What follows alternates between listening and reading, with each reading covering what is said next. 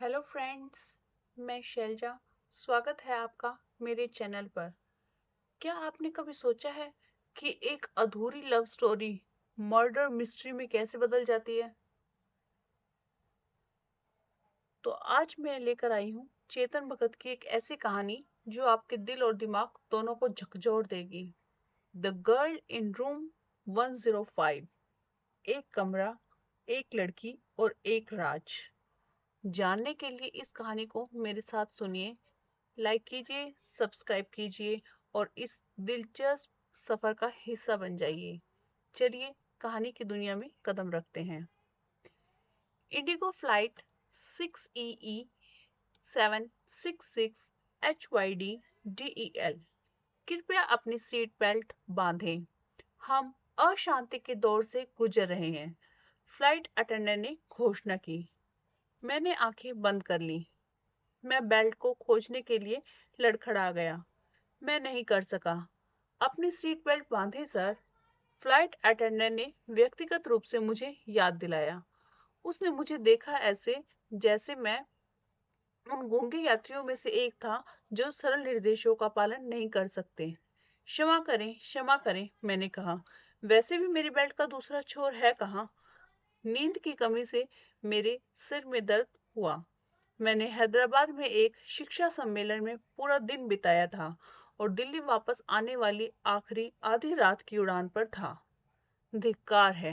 Where the hell was my buckle?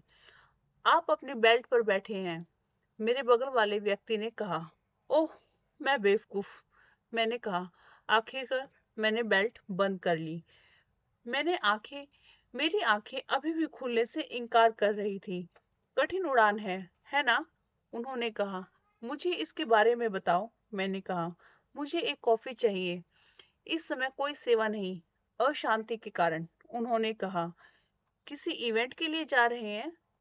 नहीं, लौट रहा हूँ, मैंने कहा, कुछ हद तक सरप्राइज्ड। उसे कैसे पता चला? क्षमा करें, मैंने आपके बोर्डिंग पास में देखा।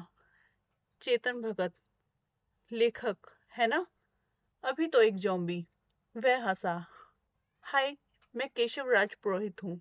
एक अजीब सा साइड बाय साइड हैंडशेक किया। हम गुस्से में बादलों के बीच से गुजरे, जैसे उन्हें यह कठोर धातु की परेशान वस्तु का परेशान करना पसंद नहीं था। विमान टीन में कंकड़ की तरह खड़खड़ाया। मैंने आर्म रेस्ट को पकड़ लिया। 38,000 फीट पर स्थिरता के लिए एक निरर्थक खोज। गंदा है ना? केशव ने कहा। मैंने अपने मुंह से गहरी सांस ली और अपना सर हिलाया। आराम करो, यह ठीक होने जा रहा है, मैंने खुद से कहा। क्या ये आश्चर्यजनक नहीं है? हम आकाश में तैरते हुए इससे बड़े धातु के बक्से में हैं। मौसम पर हमारा कोई नियंत्रण नहीं है। हवा का एक तेज झोंका इस विमान को चीर सकता है। उसने शांत स्वर में कहा। यह सुकून देने वाला है केशव, मैंने कहा। वह फिर हंसा। आधे घंटे बाद मौसम शांत हो गया। फ्लाइट अटेंडेंट ने कैबिन सेवा शुरू कर दी। मैंने अपने लिए दो कप कॉफी मंगवाई। क्या आप भी लेना चाहेंगे? मैंने कहा। कॉफी नहीं, क्या आपके पास सादा दूध है? उसने फ्लाइट अटेंडेंट से कहा। नहीं सर, बस चाय, कॉफी और ठंडा पानी, फ्लाइट अटेंडेंट ने कहा। उसने क्या सोचा था? यह एक डेयरी फार्म है। वह कितने साल का था? 12? फिर चाय दो, उन्होंने कहा, एक्स्ट्रा मिल्क पाउच के साथ। मैंने अपना पहला कप कॉफी पी ली। मुझे कम बैटरी वाले फोन की तरह महसूस हुआ जो आखिरकार एक चार्जर से मिला था। मैंने रिबूट किया, कम से कम कुछ मिनटों के लिए। मैंने बाहर रात के आकाश को देखा। सितारों ने उस पर छिड़काव किया। अब आप बेहतर लग रहे हैं, केशव ने कहा। मैं उसे ठीक से देखने के लिए एक तरफ मुड़ा। आंखों के साथ एक सुंदर चेहरा, गहरा और भूरी आंखें। वह ऐसे दिखते थे जैसे उन्होंने अपनी उम्र के आदमी की तुलना में अधिक जीवन देखा हो। जो मैंने अनुमान लगाया था कि उम्र लगभग मिड 20s के आसपास होगी। अंधेरे में भी उसकी आंखों की पुतलियां चमक उठी। मुझे इसकी लत है, मैंने कप की ओर इशारा करते हुए कहा। अच्छी बात नहीं है, केशव ने कहा, इसमें इससे भी बदतर चीजों का आदी होता है इंसान। सिगरेट, शराब, मैंने कहा। और भी बदतर, ड्रग्स, मैं फुसफुसाया। और भी बदतर, क्या? मैंने कहा, प्यार। इस बार वह फुसफुसाया। मैं बहुत जोर से हंसा। मेरी नाक से काफी छलक पड़ी और आर्मरेस्ट पर उसके हाथ की पीठ थपथपाई। यह गहरी बात है दोस्त। मुझे लगता है कि कॉफी इतनी बुरी नहीं है। वह अपने बालों में हाथ फेरने लगा, जिससे उसने एक सैन्य चालक दल में छोटा पहना था, और सोने के स्टड को छुआ जो उसके बाएं कान में चमकता था। जीविका के लिए क्या करते हो केशव? मैंने कहा।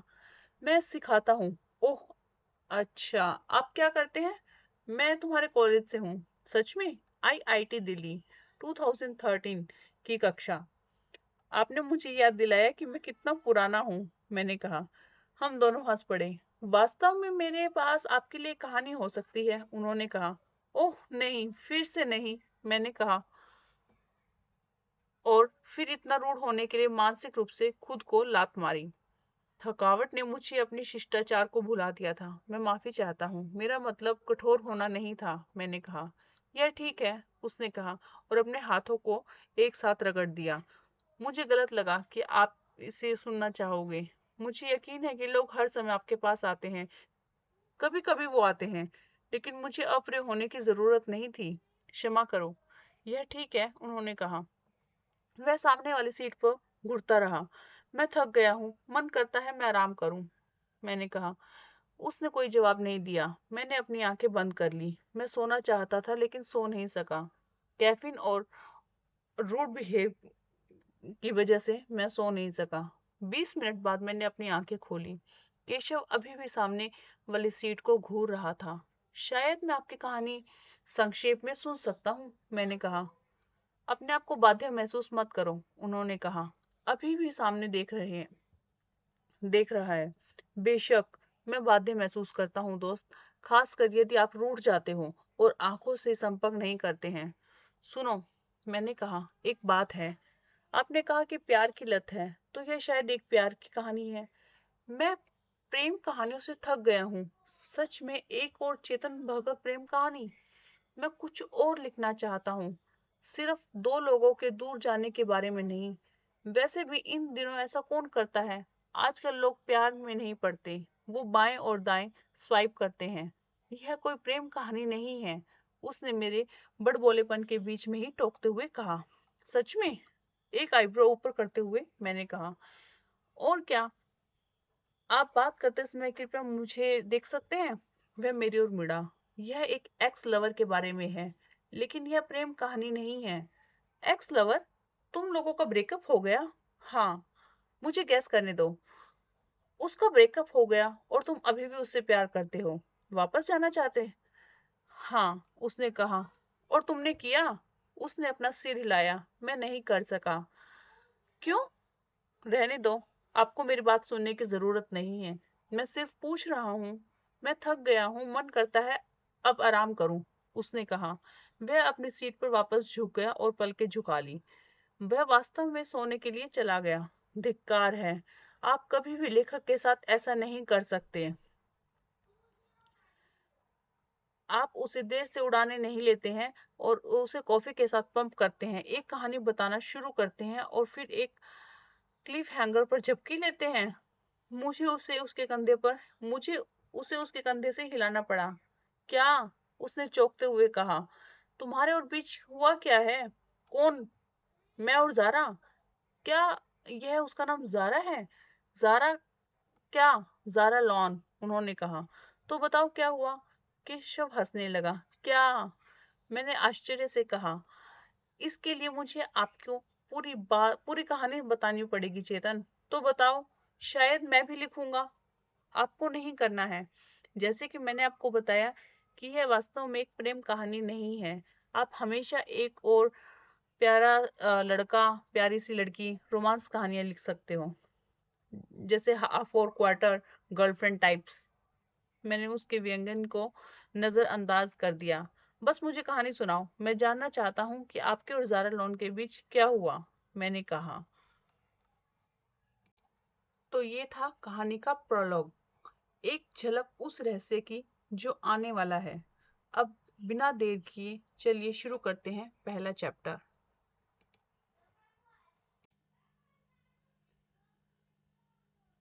चैप्टर 1। 6 महीने पहले।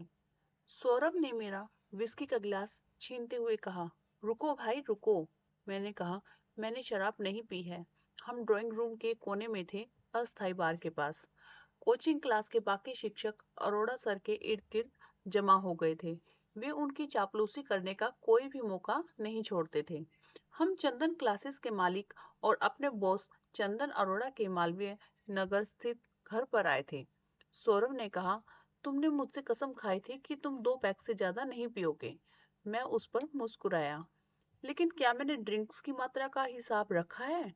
एक ड्रिंक में कितनी विस्की? आधी बोतल? मेरे शब्द लड़खड़ा रहे थे। मुझे खुद को संतुलित करना मुश्किल हो रहा था। तुम्हें ताजी हवा की जरूरत है। चलो बालकनी में चलते हैं, सौरभ ने कहा। मैंने कहा, मुझे ताजी विस्की चाहिए। सौरभ मुझे हाथ पकड़कर बालकनी में खींच लाया। यह मोटा आदमी इतना ताकतवर कब से हो गया?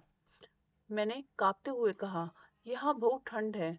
मैंने खुद को गर्म रखने के लिए अपने हाथों को आपस में रगड़ा। आप इतनी नहीं पी सकते भाई। यह नए साल की पूर्व संध्या है। तुम्हें पता है कि यह मेरे साथ क्या करता है? यह इतिहास है। 4 साल पहले की बात है। अब 2018 होने जा रहा है।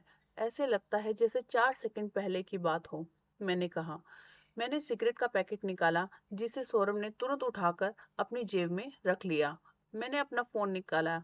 मैंने अपनी अगली नशीली दवा जारा का फोन कॉन्टैक्ट की डिटेल्स निकाली। उस रात उसने उसने क्या कहा? मैंने जारा का व्हाट्सएप प्रोफाइल तस्वीर को घूरते हुए कहा, हमारा काम हो गया। उसने यही कहा था ना? उसका क्या मतलब था हो गया? कैसे कह सकती है वह हम? मेरा अभी नहीं हुआ था, सौरभ ने कहा। फोन छोड़ो भाई। हो सकता है कि गलती से तुम उसे कॉल कर दो। वह मेरे फोन की ओर झपटा। मैं उसे बचने के लिए चकमा देने लगा। मैंने स्क्रीन को सौरभ की ओर घूरते हुए कहा, उसे देखो। उसने अपनी डीपी के रूप में एक सेल्फी लगाई थी। मुंह फुलाए, कमर पर हाथ रखे, काली साड़ी, उसके गोरे गाल, लगभग गुलाबी चेहरे के साथ नाटकीय विपरीतता दिखा रही थी। वह हमेशा अपनी तस्वीर को अपने डीपी के रूप में नहीं रखती थी। अक्सर वह कोट लगाती थी, जीवन को अपने रास्ते में न आने दो, ऐसा कुछ, जो गंभीर लगते थे लेकिन वास्तव में उनका कोई मतलब नहीं होता था। उसकी व्हाट्सएप डिस्प्ले पिक्चर ही एकमात्र ऐसी चीज थी जिससे मैं उससे जुड़ा रहता था। इसी से मुझे पता चलता था कि उसकी जिंदगी में क्या चल रहा है। कौन काली साड़ी पहनता है? वह इतनी अच्छी नहीं लगती, सौरभ ने कहा। उसने हमेशा मुझसे उसे उभरने के लिए बहुत मदद की। मैं सौरभ से प्यार करता हूँ, मेरा सबसे अच्छा दोस्त, सहकर्मी और इस पागल जीवन की यात्रा में साथी। वह जयपुर से है, मेरे गृह नगर अलवर से बहुत दूर नहीं। उसके पिता एक जूनियर इंजीनियर के रूप में काम करते हैं, पीडब्ल्यूडी। मेरी तरह उसमें उसे भी कैंपस के बाद नौकरी नहीं मिली। हम दोनों ने चंदन क्लासेस में जी जान से मेहनत की, जबकि हम जल्द से जल्द वहां से निकलने की उम्मीद कर रहे थे। यह जारा है, वह हमेशा बहुत अच्छी लगती है, मैंने साफ साफ कहा। सौरभ ने कंधे उचकाए। यह त्रासदी का एक हिस्सा है भाई। तुम्हें लगता है कि मैं उसके रूप के कारण उससे नाराज हूँ? मुझे लगता है कि तुम्हें अपना फोन बंद कर देना चाहिए। 3 साल से ज्यादा यार। 3 पागल पागल साल। मुझे पता है भाई। अगर तुम वादा करो कि अब और शराब नहीं पियोगे तो हम वापस अंदर जा सकते हैं। यहाँ बहुत ठंड है। आप क्या जानते हैं? तुमने जारा को 3 साल तक डेट किया। डिनर करोगे, रात को खाना तो छोड़ो। 3 से ज्यादा, 3 साल, 2 महीने और 3 हफ्ते। ठीक ठीक, तुमने मुझे बताया था। रेडजन्स 2010 से लेकर न्यू ईयर 2014 तक। हाँ, रेडजन्स। यही वह समय था जब हम मिले थे। क्या मैंने तुम्हें बताया कि हम कैसे मिले? मैंने कहा। मेरे पैरों को जमीन पर टिकना मुश्किल हो रहा था। सौरभ ने मुझे गिरने से बचाने के लिए कसकर पकड़ लिया। हाँ, तुमने मुझे बताया है 50 बार, सौरभ ने बड़बड़ाते हुए कहा। वहां वाद विवाद प्रतियोगिता थी, वह फाइनल में थी भाई। तुमने यह कहानी अनगिनत बार सुनाई है, उसने कहा। मुझे उसकी परवाह नहीं थी। मैं इसे एक से अधिक बार सुना सकता हूँ। चैप्टर 2। लगभग 7 वर्ष पहले। क्लैश ऑफ द टाइटंस, वाद विवाद final. Rainbow fest, IIT Delhi, October 2002। वह बाएं पोडियम पर खड़ी थी। उसकी सीधी मुद्रा उसे उसके 5 फुट 3 इंच से अधिक लंबी दिखाई दे रही थी। उसने सफेद सलवार कमीज और चांदी की पाइपिंग वाला फ्यूशिया दुपट्टा पहना हुआ था। मुझे उसके पहनावे के बजाय उसके वाद विवाद कौशल पर ध्यान देना चाहिए था। हालांकि यहाँ तक कि उसके वाद विवाद प्रतिद्वंदी ने भी जारा के शानदार मॉडल जैसे रूप को देखने के लिए कुछ सेकंड के लिए रुक कर देखा। सेमिनार हॉल के मंच पर एक बैनर लगा था जिस पर बहस का विषय था, क्या धर्म के सार्वजनिक प्रदर्शन पर प्रतिबंध लगाया जाना चाहिए। जारा लॉन हिंदू कॉलेज के मौजूदा चैंपियन इंद्रदास के खिलाफ बहस कर रही थी। दोनों क्लैश ऑफ द टाइटंस के फाइनल में पहुंच चुके थे। खचाखच भरा हॉल दोनों के अंतिम जवाब का इंतजार कर रहा था। ढीले कुर्ते, घुंघराले बाल और रिमलेस चश्मे के साथ इंद्र ऐसे लग रहे थे जैसे वे किसी बंगाली आर्ट फिल्म से निकले हों। ऐसी फिल्म जिसमें हर कोई अगले संवाद से पहले 5 सेकंड तक इंतजार करता है। इंद्र ने कहा, आखिरी बार मैंने सुना था कि हम एक स्वतंत्र देश हैं। हमारी प्रस्तावना में धर्मनिरपेक्ष शब्द का इस्तेमाल किया गया है। राज्य किसी भी धर्म के पालन में भेदभाव या हस्तक्षेप नहीं करेगा। हमारे संविधान में अनुच्छेद 25 से 28 तक धार्मिक स्वतंत्रता की गारंटी दी गई है। अरे, लोग संविधान के अनुच्छेदों को जानते हैं। मुझे तो यह भी नहीं पता था कि संविधान में अनुच्छेद नाम की कोई चीज भी होती है। बहस के किसी भी पक्ष पर मेरा कोई विचार नहीं था। मैं सिर्फ जारा को जीत कर देखना चाहता था। मैं उसे मुस्कुराते हुए देखना चाहता था। जारा ने आपत्ति जताने के लिए हाथ उठाया। हालांकि उसे अपनी बारी का इंतजार करना पड़ा क्योंकि इंद्र अभी तक नहीं रुका था। अनुच्छेद 25 में कहा गया है कि मैं कोट करता हूँ, इंद्र ने कहा और रुक कर अपने नोट्स में हाथ डालते हुए कहा। जब लोग मैं कोट करता हूँ कहते हैं और रुक जाते हैं तो वे, समझो, किसी डरावने स्तर के बुद्धिजीवी लगते हैं। सच तो यह है कि कोई भी मैं कोट करता हूँ वाले लोगों के साथ पंगा नहीं लेना चाहता। इंद्र ने फिर से बात की, या यूं कहें कि कोट किया। सभी व्यक्तियों को समान रूप से विवेक की स्वतंत्रता और धर्म को स्वतंत्र रूप से मानने, उसका पालन करने और उसका प्रचार करने का अधिकार है। उन्होंने फिर से कुछ देर रुककर हमें यह बात समझाई। मिस जारा लॉन, आप न केवल संस्कृति के विरुद्ध बल्कि संविधान के विरुद्ध भी तर्क दे रही हैं। आप न केवल हमारी दिवाली के उत्सव को छीनना चाहती हैं बल्कि आप कानून भी तोड़ना चाहती हैं। उसने अपना भाषण समाप्त किया और घृणा से अपने नोट्स एक तरफ फेंक दिए। मैं जहां बैठा था वहां से उसकी घमंडी भावना को महसूस कर सकता था। इंद्र ने अपना सिर हिलाया, मानो कह रहा हो, अब इस पर बहस कर ही क्यों रहे हैं। भीड़ ने तालियां बजाना शुरू कर दिया। मुझे लगा मैं हार जाऊंगी। क्या जारा हार जाएगी? सबकी नजरें जारा पर टिक गई। उसने बोलने से पहले तालियों की गड़गड़ाहट थमने का इंतजार किया। जारा ने कहा, मेरे प्रतिद्वंदी को संविधान का अच्छा ज्ञान है। मैं इसकी सराहना करती हूँ। इंद्र मुस्कुराया। हालांकि देवियों और सज्जनों, हम यहाँ सही काम करने के बारे में चर्चा करने आए हैं, न कि संविधान के उन खंडों को कोट करने के लिए जिन्हें हम 2 सेकंड में गूगल कर सकते हैं। दर्शक सीधे बैठ गए। यह छोटा सा आग का गोला इतनी आसानी से हार मानने वाला नहीं था। उन्होंने आगे कहा, संविधान हमारे गणतंत्र की नींव है, लेकिन इसे बदला जा सकता है। क्या हमने संविधान में संशोधन नहीं किया है? हॉल में 0 डेसिबल सन्नाटा। तो यहाँ मुद्दा यह नहीं है कि क्या लिखा गया है, बल्कि यह है कि क्या लिखा जाना चाहिए? उसने कहा। हाँ, शानदार, शाबाश, मैंने जोर से कहा। मेरी आवाज खामोश हॉल में गूंज उठी। अरे, मैंने सोचा था कि ज्यादा लोग तालियां बजाएंगे। ज़ारा लॉन सहित पूरा दर्शक वर्ग मेरी तरफ देखने लगा। धन्यवाद, वह मेरी ओर देखकर मुस्कुराई। लेकिन इसे बाद के लिए बचा कर रखो। 500 से ज्यादा दर्शक ठहाके लगाकर हंसने लगे।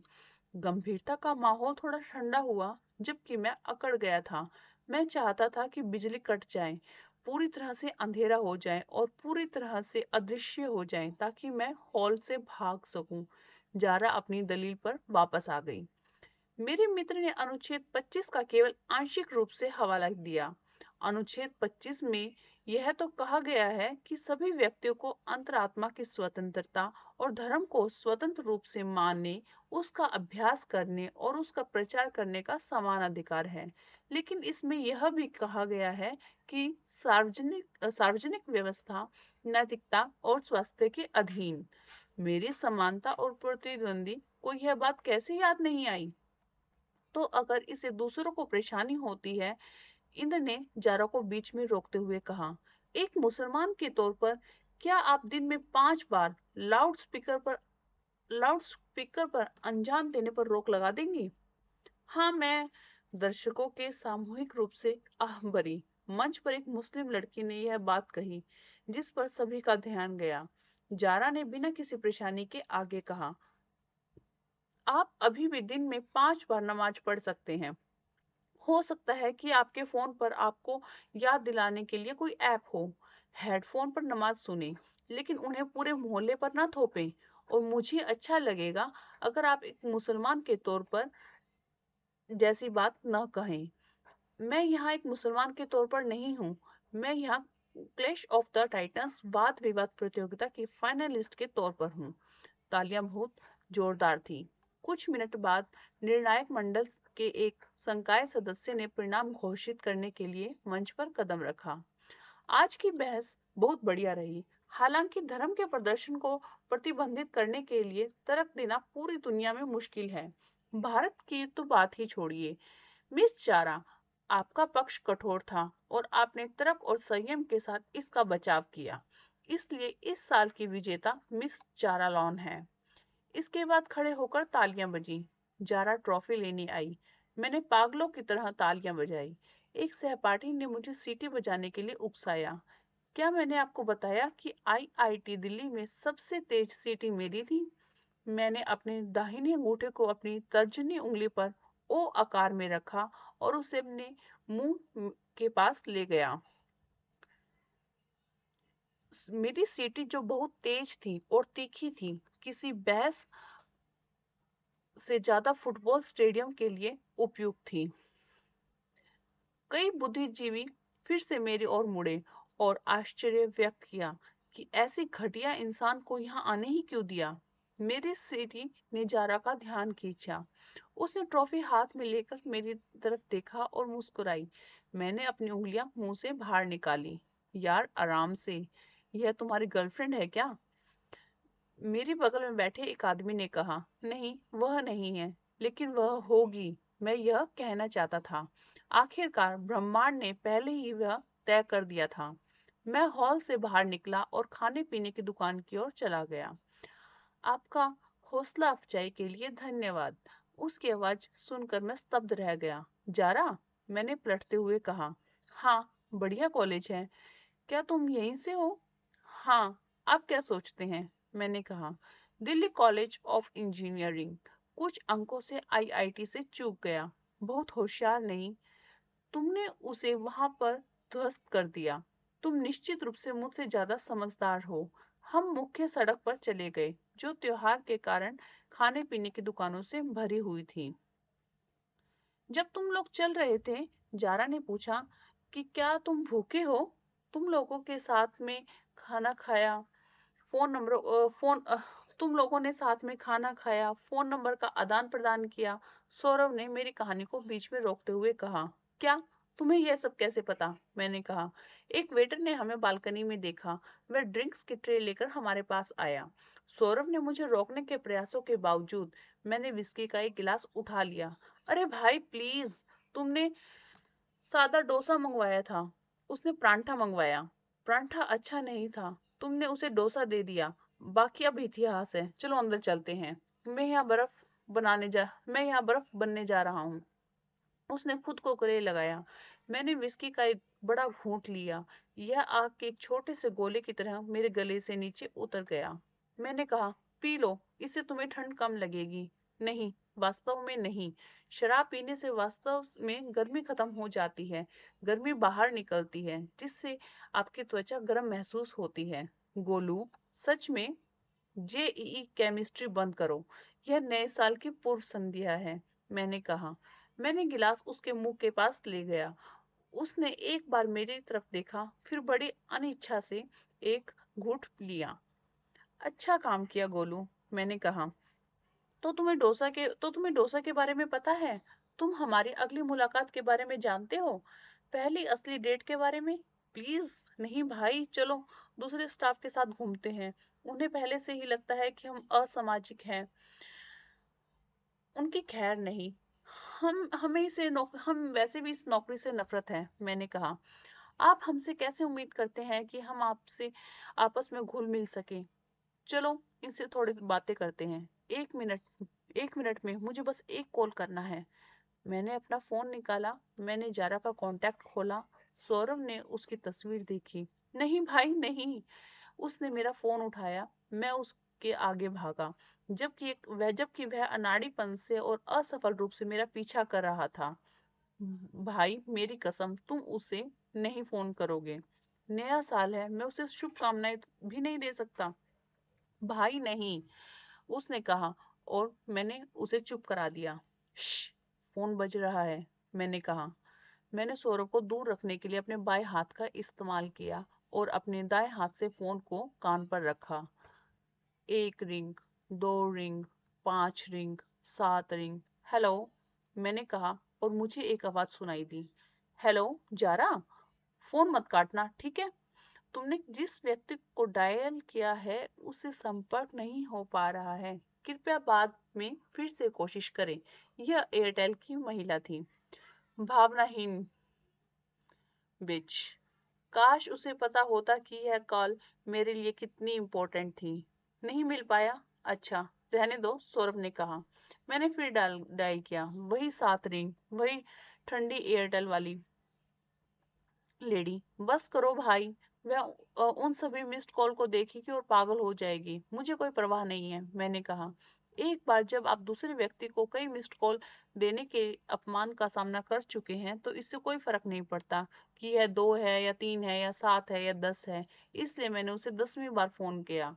इस बार एयरटेल वाली महिला नहीं थी। हेलो, मैंने जारा की आवाज सुनी। उसने एक शब्द उसके एक शब्द ने ही मेरी दुनिया की किसी भी विकसित से बेहतर महसूस करवाया। अरे जारा, मैंने कहा, अपना गला साफ करते हुए और अरे शब्द को जरूरत से ज्यादा लंबा खींचते हुए। सौरभ ने निराशा की सांस छोड़ी। मैं उससे दूर चला गया। हाँ केशव, उसने नपे तुले स्वर में कहा। वह ठंडी लग रही थी, एयरटेल वाली महिला से भी ज्यादा ठंडी। मैं सोच में पड़ गया कि अब क्या कहूँ। मैं तुम्हें फोन करने की कोशिश कर रहा था। मैंने किसी तरह कहा, मुझे पता है, और तुमको यह समझना चाहिए कि अगर 10 बार कोई फोन नहीं उठा रहा है तो शायद वह बात नहीं करना चाहता। 9 बार, 10 बार नहीं। वैसे भी क्या तुम व्यस्त हो? मैंने कहा। मैं बाद में कॉल कर सकता हूँ। मुझे उसे फिर से कॉल करने का और उसकी आवाज सुनने का बहाना चाहिए था। मैंने बैकग्राउंड में संगीत सुना। वह भी किसी पार्टी में थी, शायद काली साड़ी में। मुझे आश्चर्य हुआ कि क्या उसका बेवकूफ बॉयफ्रेंड उसके साथ था। क्या बात है केशव, तुमने मुझे क्यों बुलाया है? उसने कहा। मैं बालकनी के एक कोने में चली गई। सौरभ मेरे पीछे नहीं आया, बल्कि दूर से मुझ पर नजर रख रहा था। मैं तो बस आपको एक नया साल मुबारक कहना चाहता था। आप मुझसे इस तरह क्यों पूछ रहे हैं? मैंने कहा। 1 मिनट रुको, उसने कहा, क्योंकि उसका ध्यान मुझसे हटकर पार्टी में किसी और चला गया। हाय, मैंने उसे कहते हुए सुना, तुम भी बहुत सुंदर लग रही हो। जारा, क्या तुम वहां हो? मैंने कहा, जब मुझे बहुत देर तक कोई आवाज सुनाई नहीं दी। यहाँ बहुत ज्यादा लोग हैं। वैसे भी तुम्हें पता है कि हमने क्या फैसला किया था, है ना? हमेशा हमेशा के लिए साथ रहने के लिए। मैंने कहा, अरे, मुझे ऐसा क्यों कहना पड़ा? क्या? जब हम अपनी यात्रा पर गए थे तब हमने गोवा में नए साल मनाया था। वह बहुत समय पहले की बात है केशव। 6 साल पहले, 2011 के नए साल की पूर्व संध्या पर मैंने कहा था, जब दिल टूटता है तो दिमाग का वह हिस्सा जो पिछली तारीखों का डेटा इकट्ठा करता है पूरी तरह से काम करता है। मेरा मतलब है, जब हमारा ब्रेकअप हुआ था, हमने संपर्क में न रहने का फैसला किया था। कुछ ऐसा जो तुम नहीं मानते। अब हमें ब्रेकअप हुए कई साल हो चुके हैं। ठीक है, तो मुझे मार डालो। मुझे मार डालो क्योंकि मैंने तुम्हें शुभकामना देने के लिए फोन किया। मुझे मार डालो क्योंकि नए साल की पूर्व संध्या पर मुझे तुम्हारी याद आई। या मुझे मार डालो क्योंकि उस दिन की सालगिरह जब हमने पहली बार प्यार किया था। केशव, बस करो। क्या रोक क्या रोकूं? तुम्हारे बारे में सोच रहा हूँ। काश मैं ऐसा कर पाता, मैंने चिल्लाते हुए कहा। काश मैं ऐसा कर पाता। सौरभ दौड़कर मेरे पास आया। उसने इशारा करके पूछा कि मामला क्या है। मैंने अपना सिर हिलाया। उसने मुझे फोन स्पीकर पर रखने का इशारा किया। मैंने उसकी बात मान ली। क्या तुम नशे में हो? जारा अपनी नरम, लगभग परवाह करने वाली आवाज में कहा। इससे क्या फर्क पड़ता है, नशे में हूं या नहीं? मुझे तुम्हारी याद आती है जारा। तुम उस हारे हुए रघु के साथ क्या कर रही हो? केशव, उसे बुरा भला कहना बंद करो, मुझे जाना है। सौरभ ने दिल्ली की ठंडी हवा में अपना हाथ काट लिया, यह इशारा करते हुए कि मैं कॉल खत्म कर दूं। बेशक मैंने उसकी समझदारी भरी सलाह को नजरअंदाज कर दिया। ओह, अपने रघु को लेकर इतने सुरक्षात्मक? मैंने उसके नाम का मजाक उड़ाते हुए कहा। मुग्गू, रघु, घू, हॉस्टल में उसे यही नाम से पुकारते थे ना, तुम्हें पता है? मग्गू, रागू, रघु।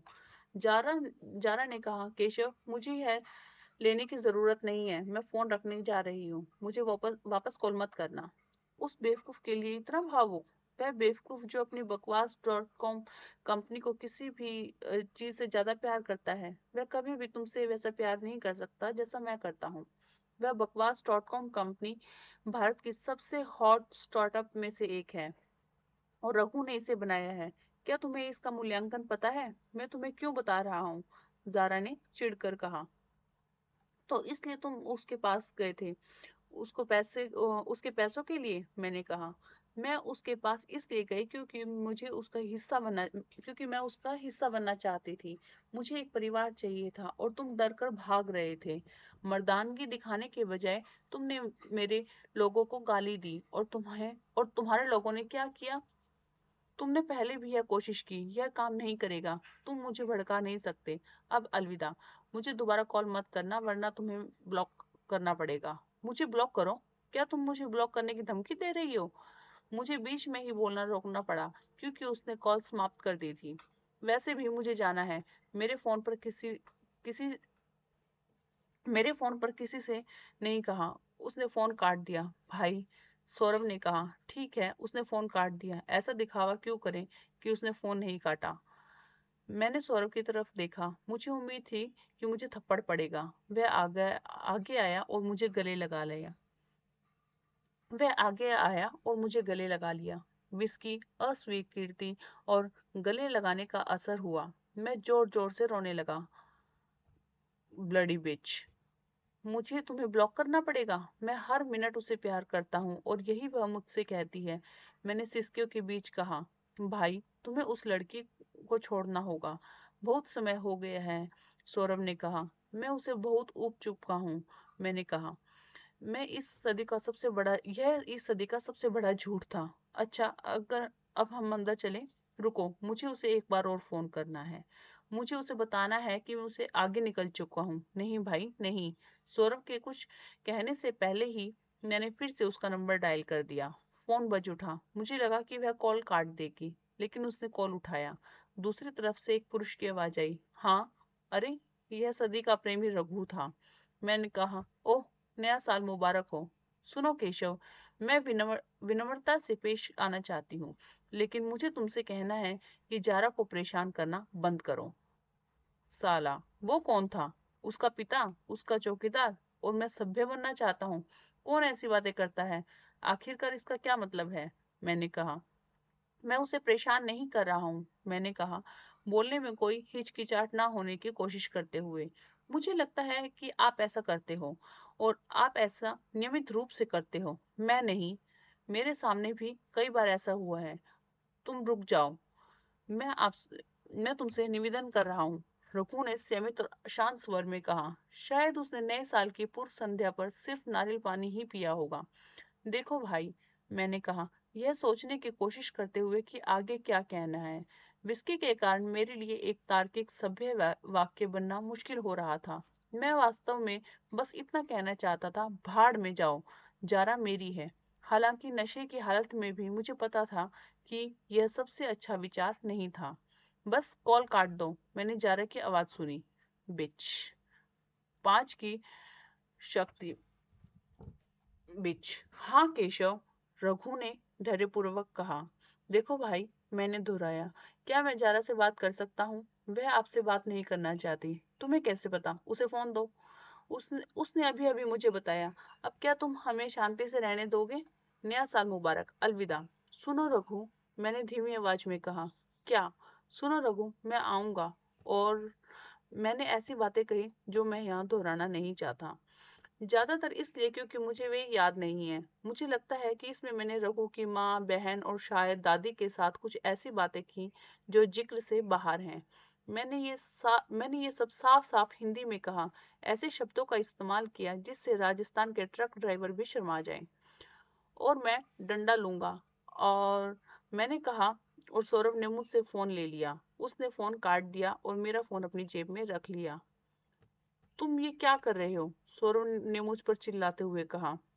ऐसा कुछ जो कभी नहीं करता। मैंने उसे नजर हटा ली क्योंकि मुझे एहसास हुआ कि मैंने क्या किया। तुम जारा को गालियां दे रहे थे, उसने कहा। नहीं, केवल रघु को, मैंने कहा। क्या तुम क्या तुमने सारी शर्म खो दी है? सौरभ ने कहा। मैं बस जारा से बात करना चाहता था, कमीने ने फोन उठा लिया, सौरभ ने कहा। क्या? क्योंकि वह अब तुमसे बात नहीं करना चाहती। मैं उसे फिर भी फोन मैं उसे फिर कभी फोन नहीं करूंगा। सौरभ ने अपना सिर हिलाया और उदास होकर मुस्कुराया। वाकई? तुम इस लड़की के पीछे क्यों पड़े हो?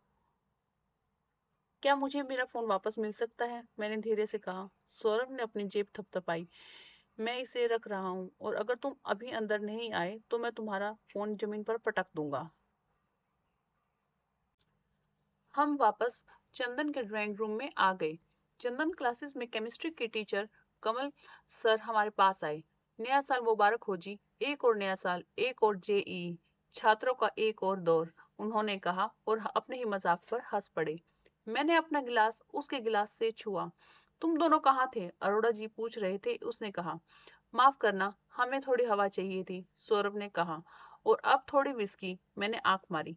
कमल जी, क्या आप मेरे लिए कुछ ड्रिंक लाएंगे? जरूर, उन्होंने कहा। मैं अभी वापस आता हूँ। कमल के जाने के बाद सौरभ ने मेरी ओर घूर कर देखा। रुको, उसने कहा। आखिरी ड्रिंक। क्या मुझे अपना फोन वापस मिल सकता है? कभी नहीं। यह अच्छा नहीं था केशव। तुम बाहर कैसे चिल्ला रहे थे?